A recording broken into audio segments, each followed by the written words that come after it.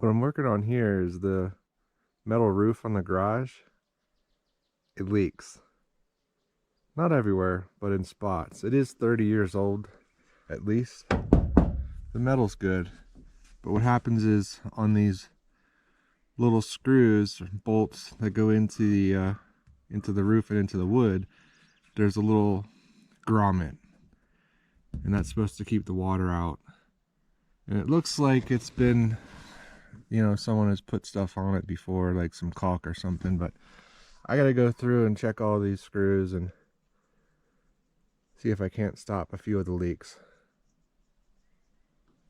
Beautiful morning here. I want to get started before it gets too hot. That's a problem. There's a screw that popped up all the way. So I'm gonna have to go one by one and check all these.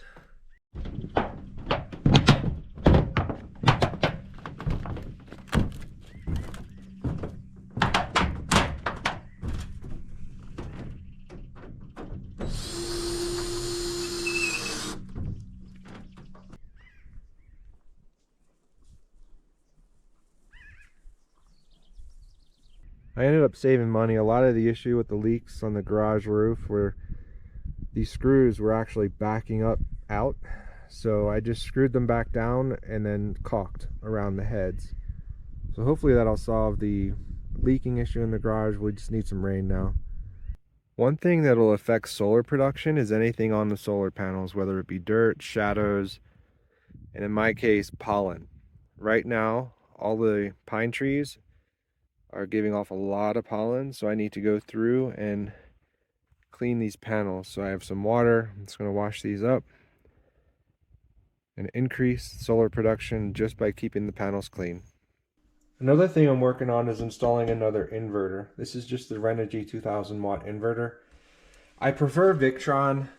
I have an existing Victron. The standalone Victrons, I think the highest wattage goes up to 1200 unless you go into multi-plus. I don't have 400 amp hours of battery storage, which is the minimum suggested requirement for the multi-plus, though it would be nice to have one. Unfortunately, when I want to run this little hot plate I have, this thing needs 1,000 watts. And even though I have a 1200 watt inverter, when my other devices use about 100 to 200 watts standing all the time, and that's for my security cameras, my Starlink satellite, my refrigerator, things like that use just about 200 watts, and then also a TV as well. So hopefully this will, I'm going to take the cabin loads and put them all on this, and my Starlink, my security cameras, and everything else, and my switching and networking, that's all just going to stay right here on the Victron. Making progress. It's still a mess.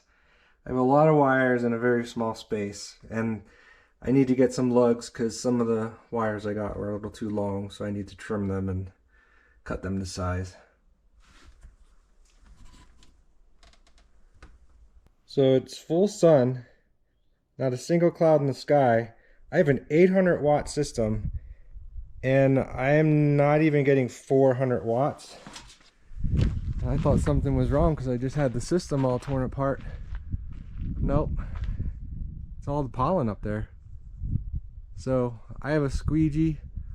I'm gonna get some of that pollen off. All that pollen. Pine trees are going crazy here. I do have a load on the system, but that's a lot better after clearing that pollen. It's amazing. I got the other inverter in, and it runs great. I can run the hot plate no problem while the fridge was going too. So I isolated, basically the main part of the cabin is coming off, all the outlets in the cabin are coming off of here, and then everything inside my electrical cabinet is coming off of the Victron, which is mainly just my Starlink and network switch in the back, Habitat, little Raspberry Pi. Those types of things are all running on the Victron, and then the main outlets are running off of that. So Mission accomplished. I still need some wire management clips and all kinds of stuff because I still need to tidy that up. There's just so many wires. It's crazy. Doing what I can here in a small space.